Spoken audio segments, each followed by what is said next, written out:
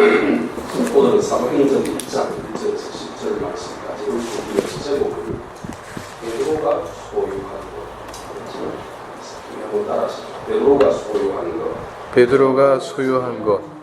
오늘 사도행전 1장 3장에는 두 사람의 주인공이 나옵니다. 첫째는 베드로와 요한이라고 하는 주님의 제자가 성전에 올라간 새 많은 그런 주인공이 나오고요. 또 한 사람 2절 보면서 나면서부터 안전한 병자를 성전 이름의 부인이라고 함으로 말미암아 그가 또 한 사람의 주인공입니다. 베드로 사도와 요한 사도는 특별히 베드로 사도는 한 번도 일어나보지 못한 안진병을 현장에 일으키게 하는 능력을 말하게 했으니 주님의 영광 돌리게 되어서 거기는 모든 사람들로 하여금 예수를 주다 그렇게 말함으로 말미암아 그들이 은혜를 미치는 그런 사람이었고 또 한 번도 일어나보지 못한 안전병이는 그의 이름이 기록되어 있지 않지만 오늘 본문의 8절에 보면 뛰어서서 걷기도 하고 뛰기도 해서 하나님을 찬송했다라고 함으로 말미암아 그들과 이 성전에 와서 일어난 놀라운 일들을 갖게 했습니다. 이것은 오늘 본문의 10절에 보니까 심히 놀랍고 놀랍니다. 이런 놀랍다는 말 9번 들어가고 있습니다. 오늘 교회 성전에서는 이런 놀라운 일들이 참 일어나는 것입니다. 그럼 어떻게 할 때 이 놀라운 일을 하는가를 우리 세 가지 정도로 잠시 살펴보겠습니다. 사람은 무엇을 소유하는가 참 중요하다 생각했습니다. 행복을 생각하는 소유하는 사람은 행복하게 될 것이고 늘 불행을 소유하는 사람은 불행하게 될 것이고 돈이 많은 사람은 부자가 그렇게 말하죠. 학문이 많은 사람은 학자가 그렇게 보고 그 다음에 돈이 아무도 없는 사람을 가난한 사람 또 다른 말로 거지라고 그렇게 부르죠. 그리고 또 지식이 많은 사람은 학자가 그렇게 말하죠. 또 많은 학문을 가진 학자가 그렇게 말하는 것은 우리가 그렇습니다. 그래서 오늘 우리는 무엇을 소유하는가 참으로 중요합니다. 제가 잘 아는 정안철 목사라는 분이 있는데 그분이 쓴 책이 보면 성경 한 권 2만 원 이런 책이 있어요. 성경 한 권 2만 원이라는 책이 있는데 그 책을 저희가 한번 붙여줬습니다. 그 책의 내용에 보면 이런 말이 있습니다. 내 소유는 허약한 몸에 아무것도 없는 연약한 병든 몸 1m 63의 작은 키에다가 53kg의 연약한 체질 그리고 내가 가진 것은 TV 한 대 성경 한 권 돈밖에 없다 이렇게 말했어요. 그런데 그가 30년 목회하면서 목사가 되었는데 자기 아들이 자녀가 쓰레기가 있는데 첫째 딸은 대구대학을 졸업해가 대구 영남대학을 졸업해서 사범대학을 졸업해서 선생님으로 중고등학교 선생님으로 키웠고 둘째 아들은 반석이라고 하는데 정반석을 해가지고 서울대학 물리대학을 졸업해가 지금도 하는 물리대학을 졸업했고 또 세 번째 아들은 경북대학교 자학생 들어갔다. 그 자녀 세상을 잘 키워서 내 소유가 바로 부자가 됐다. 그 이유가 바로 무엇이냐 성경 한 권 2만 원 거기 비결이다 그렇게 말했어요. 그 내용을 제가 잠시 소개하면 어떤 일이냐면은 전도사 때 이제 애를 낳아가지고 신학교 교회에서 목회 옛날에 저도 그랬습니다. 전도사 하면서 이제 교회 다니고 합니다. 교회 작은 교회 다니고 하는데 작은 교회 한 7, 8명 지금 모이는 저 옆에 교회 있었는데 목회하다 보니까 돈이 없잖아요. 먹을 것이 없잖아요. 그러니까 애들이 아빠 차비 줘, 아빠 잡비 줘, 돈도 하면은 하는 말이 신약 한 번 읽으면 10,000원, 5,000원 주고 신약 성경 다 읽으면 20,000원 준다. 그렇게 말했대요. 그랬더니 이 사람이 그 아들이 말이지 돈 받으려고 성경 출입할 때부터 계속 해서 그분이 말하기를 초등학교 졸업할 때 이미 신약성 10번씩 들었다. 그렇게 얘기했어요. 그랬더니 그 말씀을 키웠더니 그들이 앞으로 큰 하나님 앞에 아무 돈 없고 학원 보낼 일도 없고 여러 가지 일을 잘 도와줄 일도 없지만은 이렇게 일반 대학교에서 큰 인재가 되어서 하나님 구원해 주셨다. 그런 내용의 말씀이었습니다. 자, 중요한 것은 오늘 우리는 무엇을 소유하는가라고 하는 자체가 중요하죠. 제가 하나 그 이야기를 하겠습니다. 어떤 그 이스라엘 나라에 그 귀한 랍비가 지혜로운 랍비가 있었는데 그 아내가 참 지혜로운 사람이었습니다. 그 아내가 이제 랍비가 멀리 타고를 가게 되는데 자기 아내에게 부탁을 자녀가 아들이 둘이었어요. 부탁을 떠났습니다. 그런데 자기 남편이 떠나고 난 다음에 아들 둘이가 교통사고로 죽어버렸습니다. 그래서 이 랍비 아내는 그 아들 두 사람이 이제 아버지가 올 때가 다 돼갈 때 돼가지고 그 자기 그 랍비의 방에다 눕혀놓고 시체를 다 이불도 눕고 있었습니다. 보관해 두었습니다. 그러자 멀리 갔던 랍비 남편이 돌아왔습니다. 그러니까 자기 아내가 남편을 불렀습니다. 무슨 하는 말이 여보 잘 따라왔느냐 하고 방에 들어서 하는 말이 여보, 그 내가 하나 당신에게 좀 의논할 일이 있다. 이렇게 물었어요. 그래서 남편이 한 말이 무슨 얘기는냐 얘기해보라고 했어요. 내가 얼마 전에 어떤 사람이 내 인대에 큰 보석을 2개를 주고 왔는데 나는 근데 내 것이라 생각하면 너무 기뻤다. 그 보석이 너무 기뻐가지고 내 것이라 하고 잘 보관해 두면서 당신이 말을 하지 않고 이것을 팔아 쓰려고 하다가 보관하고 있었는데 얼마 후에 주인이 와가지고 하는 말이 내가 숨겨놓은 부탁해놓은 보화 2개를 다시 내 것이라 말하고 왔다. 그럼 어떻게 하면 좋겠냐. 이게 고민이 돼서 당신이 의논한다. 이렇게 물었어.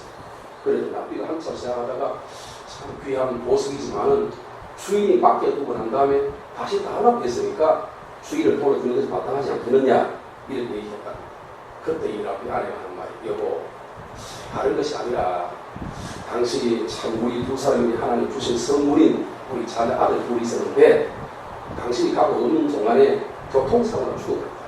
그러면서 그 남편을 데려와서 그 시체가 있는 방에 들어가서 시체를 보여주면서 하는 말이 하나님께서 우리 귀한 보화를 줬는데 이 보화가 주인이 필요해가지고 먼저 가져가려고 주인이 가져가셨다.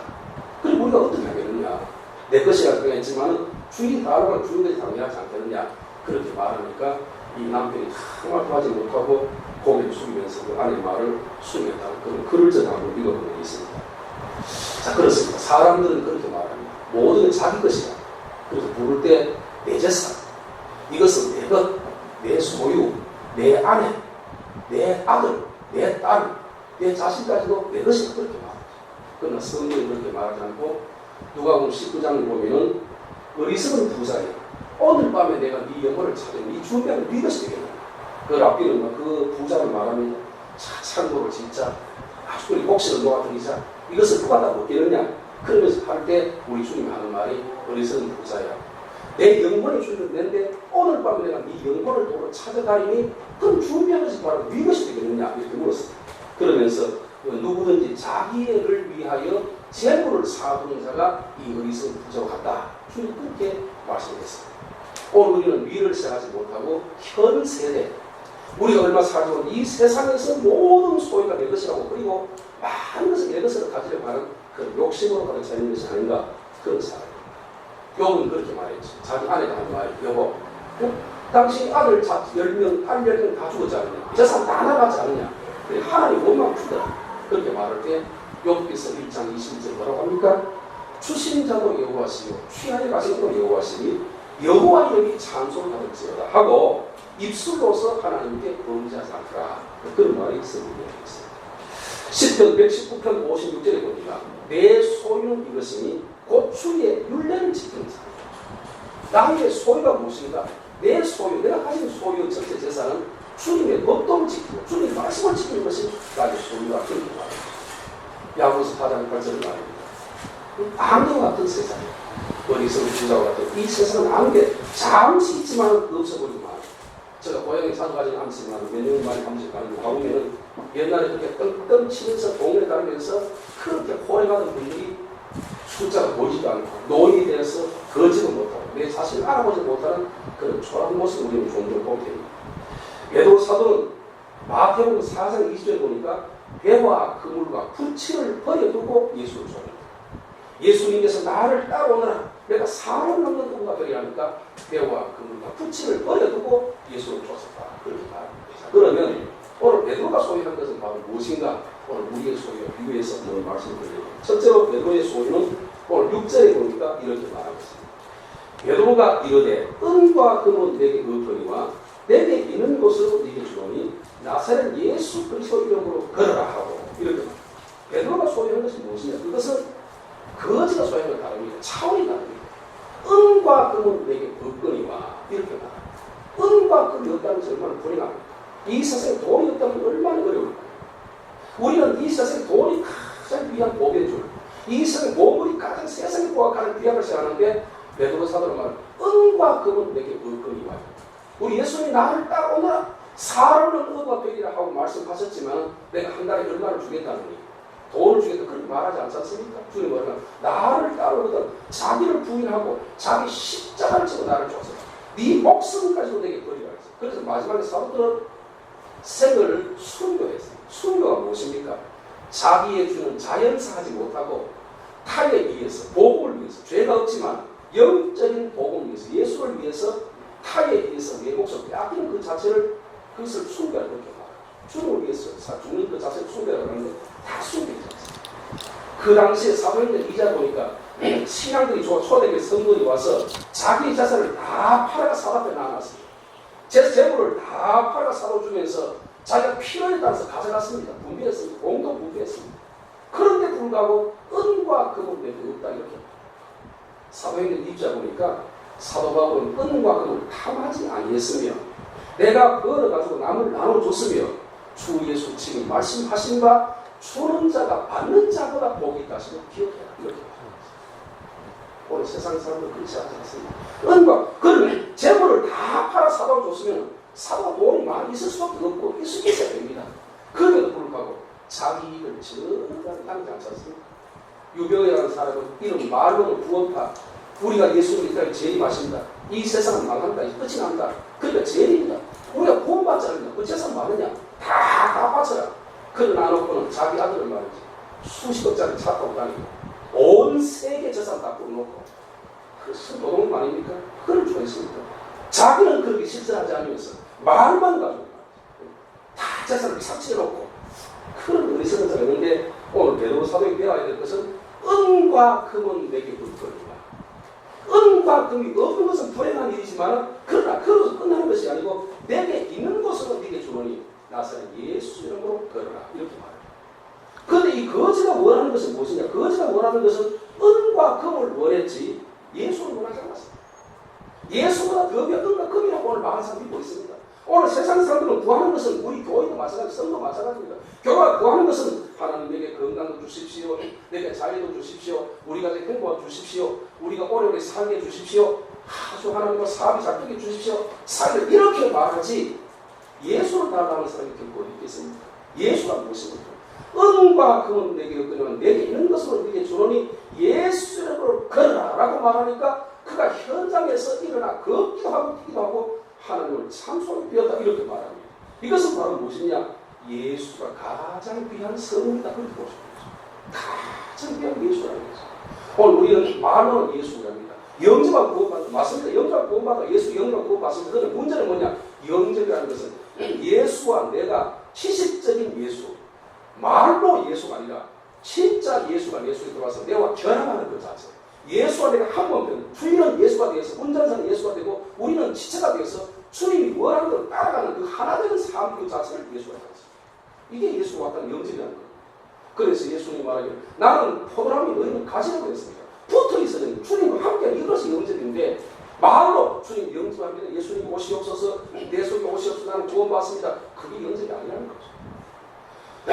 제가 한번 그 신학교 교수를 한 20년 했기 때문에 그 여자 목사를 참 많이 합니다. 한 번은 제자 한 사람이 있는데 전화 와서 목사님 오늘 저 두루곡원 앞에 목사님 시차시죠. 12시 운전해서 만나죠. 이렇게 말해요. 왜 그런지 물었더니 좀 상담할 일이 있다고 했어요.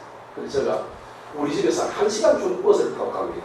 버스 타고 가서 내 생각에는 그 제자가 참 귀한 분이기 때문에 오늘 정식은 맛있게 해주지 않겠느냐 그렇게 생각하면서 기대를 걸고 갔습니다. 양복 입고 여름에 그런 데 갔습니다. 하는데 공원에 앉아가지고 자기 얘기만 계속합니다.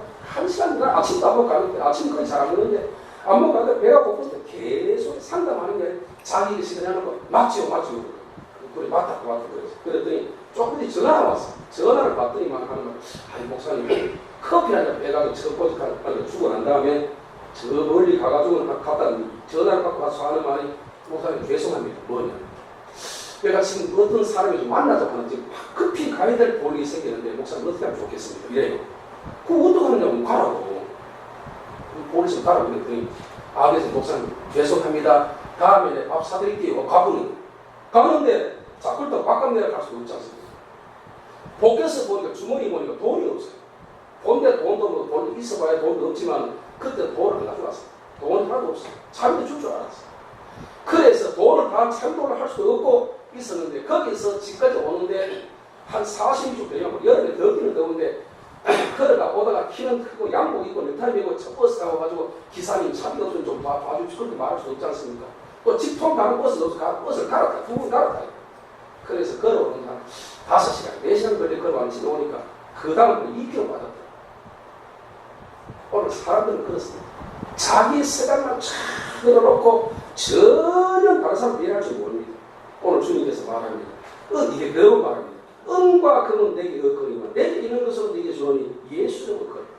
김한란 박사라서 유명한 분 아닙니까? 이화여대 총장 하시는 분인데 그분이 연설을 잘 유명하고 신앙이 아주 신앙이 좋은 분인데 한 번은 그 이제 졸업식 할게 입학식에 축사를 했어요. 하면서 연설을 뭐라고 하느냐면 뭐라고 연설하느냐면 여러분 행복하십시오.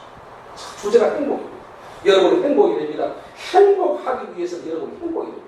여러분이 불행하면서 다른 사람 불행을 줄 수 없습니다. 여러분이 돈이 있어야 다른 사람 줄 수 있지 돈이 없으면 줄 수 없지 않습니까? 마찬가지로 여러분이 행복해야 마음을 행복할 수 있습니다. 그렇게 말하면서 여러분 마을사를 보십시오. 그걸 옥에 갇혔습니까? 아무도 없었습니다. 가난하고 헐벗고 굶주렸습니다. 그럼에도 불구하고 그는 많은 사람에게 예수를 줬습니다. 행복이라는 그 자체가 바로 예수입니다. 이렇게 말했습니다. 그때 어떤 학생이 물었다고 합니다. 손을 들면 선생님이야 잘 배우고 돈 많고 부자고 학자고 부자니까 행복을 말할 수 있죠. 우리같이 가난한 자가 무슨 행복을 말할 수 있겠습니까? 라고 했더니 사도 바울을 보아라. 바울이 말했지 않습니까? 항상 기뻐하라. 쉬지 말고 기도하라. 범사에 감사하라. 이런 것으로 예수 안에서 너희를 행하는 뜻이라 말하지 않았냐? 문제는 행복이라는 그 자체는 예수 그리스도다. 이렇게 말해요. 예수가 행복. 가장 귀한 것이 무엇입니까? 이 땅에 우리가 살아가는 얼마나 살겠습니까? 저도 이제 60년 넘었으니까 아무리 길게 살면 30년밖에 남지 않았어요. 이제 인생의 3분의 2라면 3시라면 2개는 지나가 버리고 하나밖에 없습니다. 이 땅에 살아가면서 얼마나 행복하겠습니까? 그런데 천국에 가면 영원히 끝이 없는 행복이지 않습니까? 거기는 아픔도 없고 슬픔도 없고 괴로움도 없고 내 아내가 내 남편이 내 자식이 내 부모가 지옥에 있다 하더라도 그것 때문에 불행하지 않습니다. 마음이 평화가 계속 평화 있는 것입니다. 그걸 모르는 것이 행복한 나라가 천국인데 그 천국 누가 갑니까? 예수가 있는 자가 간다. 예수님이 간다. 예수 이름으로 바로 천국 가는 것이 예수님 안에는 갈 수 없거든요. 그러니까 가장 귀한 천국에 불구하고 오늘 많은 사람들이 그것을 알지 못해요. 북한은 어떻습니까?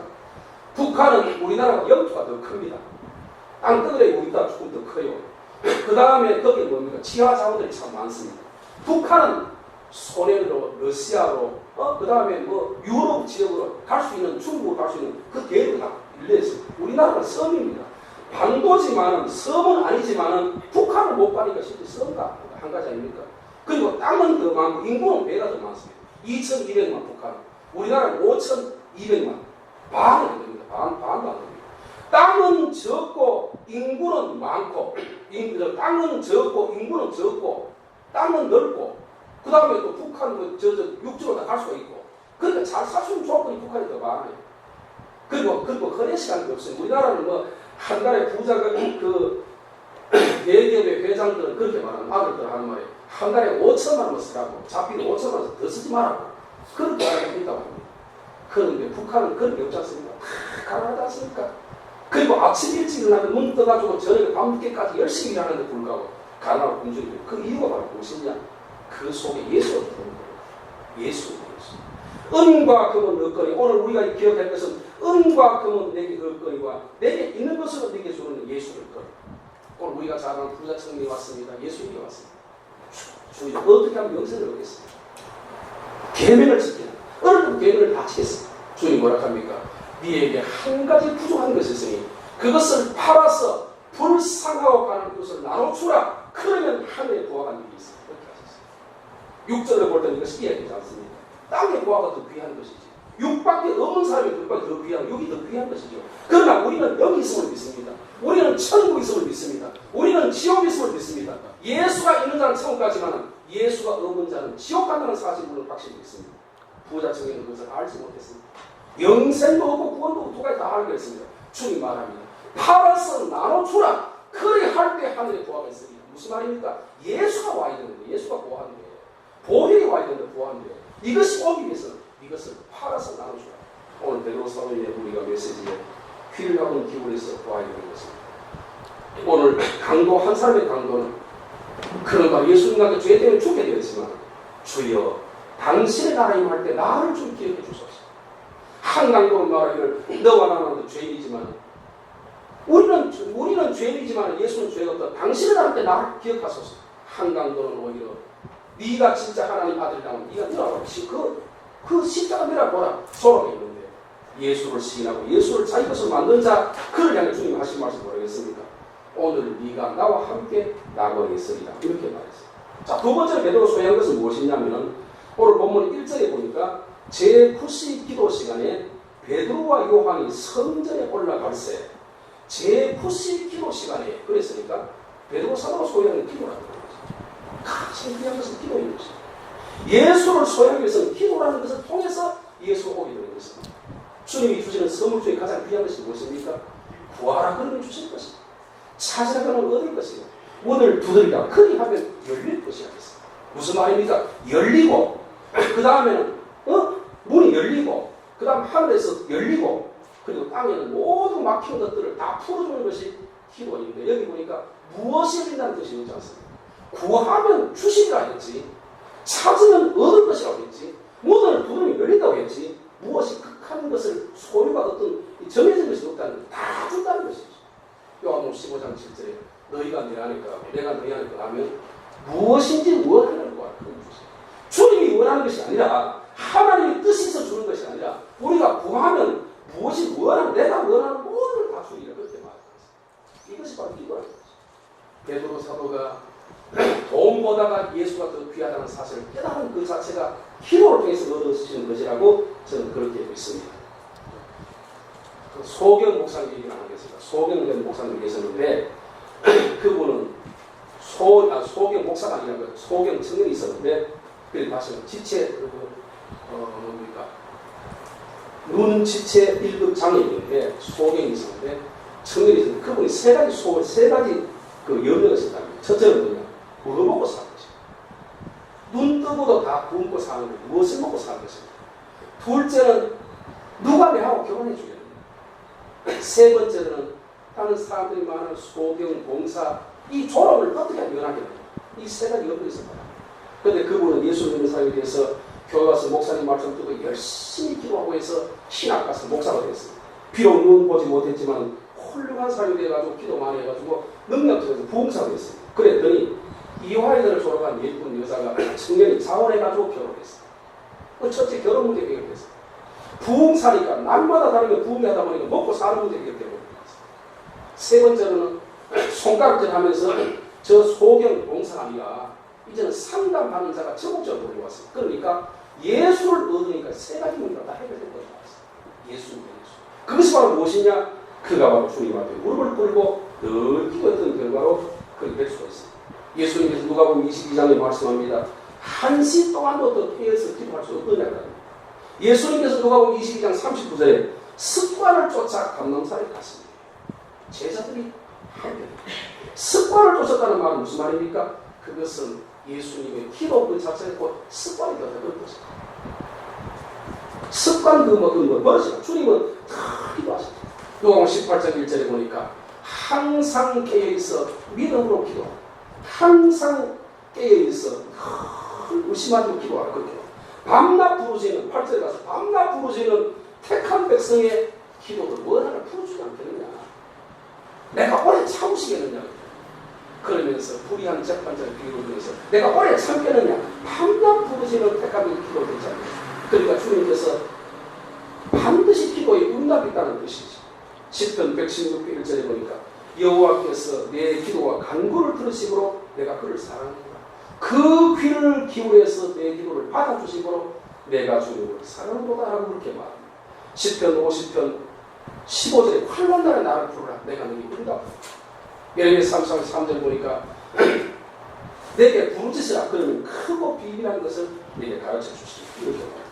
세 번째로 베드로가 소유한 것은 뭐죠? 오늘 믿음입니다. 오늘 16절에 보니까 이렇게 말합니다. 그 이름을 믿음으로 그 이름이 너희 보고 아는 이 사람을 승하게 하였나니 예수로 말미암아 난 믿음이 너희 모든 사람 앞에서 이같이 완전하게 낫게 하였느니라. 이렇게 말합니다.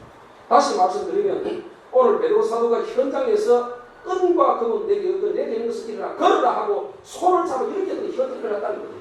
그랬더니 그 주위에 백성들이 다 와가지고 이런 경고가 능력이 어디서 났냐 하고 그들을 막 높이면서 이들을 제사하고 이 사람이 가장 귀한 이 사람은 신이다. 베드로 사도를 막 추앙 높입니다. 그때 베드로가 깜짝 놀라요. 오늘 사람들은 그렇습니다. 내가 기도해서 현장을 일으켰다면 다른 사람이 높을 줄 알고 내가 높아진다고 다른 관적하고 거짓말 못해가 오히려 안전하게 살았으면 자기는 죽어서 살아 그렇게 말할 거지. 그런데 다른 사람이 칭찬을 합니다. 저런 놈이 어딨냐, 저런 귀한 사람이 어딨겠냐 하는데 불구하고 베드로사는 그렇게 말을 했어요. 깜짝 놀라며 하는 말이 뭐냐 하면 오늘 16절에 보면은 그 이름을 예수를 믿는 믿음으로 이름을 보는 그 사람 예수께서 이 사람을 완전히 낫게 하여 예수를 믿는 그 믿음 자체가 이 사람을 낫게 하여 이렇게 말합니다. 자 오늘 성경들 한번 기억하면 마가복음 9장 23절에 보니까 할 수 있거든요. 무슨 말이냐 믿는 자에게는 능치 못할 일이 없느니라 했습니다. 다시 말씀드리면 믿고 또 마가복음 11장 24절은 믿고 구한 것은 받은 줄로 믿으라. 그리하면 그대로 되리라 이렇게 말씀입니다. 우리가 믿음으로 구하면 다 되는데 문제는 믿지 못하는 것입니다. 그래서 모든 메시아가 다 믿음입니다. 저는 성경 연구해 보니까 예수님께서 가장 많이 말씀하신 것이 믿음입니다. 제일 많이 말한 믿음입니다. 그러면 주님은 어떻게 하셨냐면 주님은 우리에게 책망하는 일도 잘 없습니다. 우리를 나무라고 저주하는 것도 잘 없어요. 물론 느낌이 있는데 주님이 탄식하시는 게 언제냐? 내 믿음이 어디 있느냐? 어찌하여 믿음이 없느냐? 어찌하여 의심하느냐? 어찌하여 믿음이 적으냐? 이렇게 하셨어요. 믿음이 적음을 탄식했어요. 우리가 기억할 것은 뭐냐? 믿음으로 구원을 받습니다. 믿음으로 모든 것을 얻습니다. 믿음으로 처에서 믿음, 소망, 사랑 이 세 가지는 항상 질 것인데 그 중에 제일은 사랑이라고 했습니다. 오늘 우리는 믿음이라는 것은 무엇이냐? 원문 성경에 보면 무슨 뜻이냐면 하나님의 말씀을 믿고 그에 의지한다. 그게 두 가지입니다. 하나님의 말씀을 믿고 하나님께서 말씀하신 성경 말씀을 믿고 모든 그에게 맡긴다. 그런 뜻이 바로 믿음이라는 뜻입니다. 그래서 우리는 주님께 모두 맡깁니다. 자, 결론적으로 말씀드려서 오늘 본문을 읽으면서 엄청난 사실을 하나 깨달았습니다. 뭐냐면 19절에 보니까 예수를 어떻게 보느냐 비교해서 자, 우리 19절 한번 읽어보시겠습니다. 시작. 그러므로 너희가 회개하고 돌이켜 너희 죄 없이 함을 받으라. 이같이 하면 새롭게 되는 날이 주 앞으로부터 이럴 것이고 또 주께서 너희를 위한 예정하신 그리스도 곧 예수를 보내시. 여기 보니까 우리가 예수님이 어떻게 하면 예수님이 오셨느냐, 그다음 어떻게 하면 천국 가겠느냐 그 이유를 설명하기를 뭐라고 하냐면 베드로사도는 그 성경에 이렇게 말합니다. 그러므로 너희가 회개하고 돌이켜 너희 죄 없이 함을 받으라. 이같이 하면 새롭게 되는 날이 주 앞으로 이를 것이겠습니다. 중요한 것은 뭐냐? 안질병이 일어나게 하는 그 자체가 주가 아니라는 것이죠.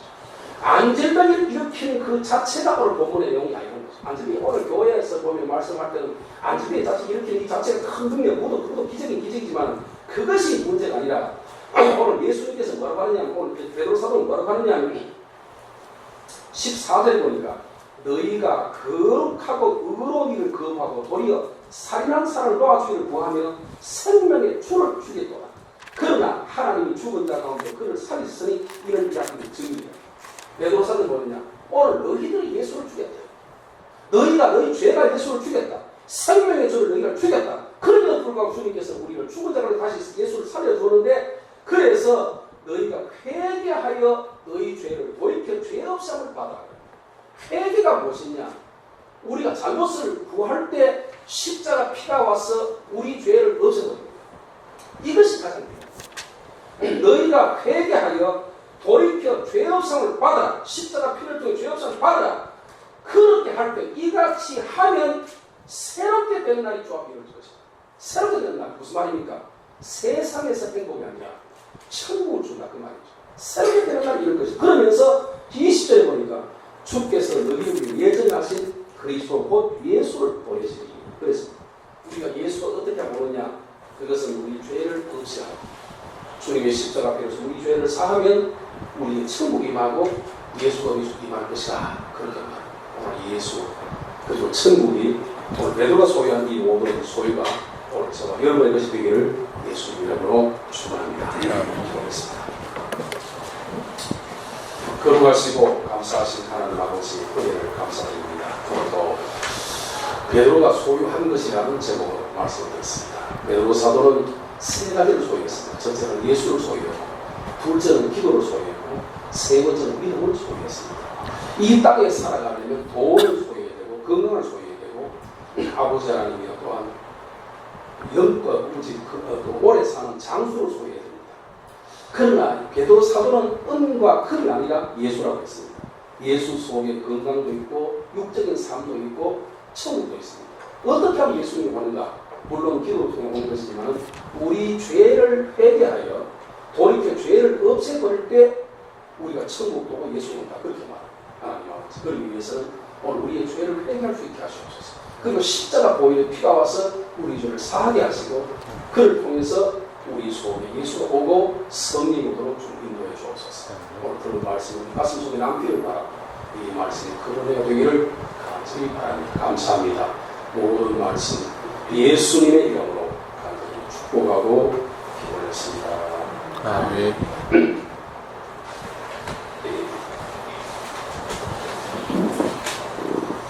찬송가 287.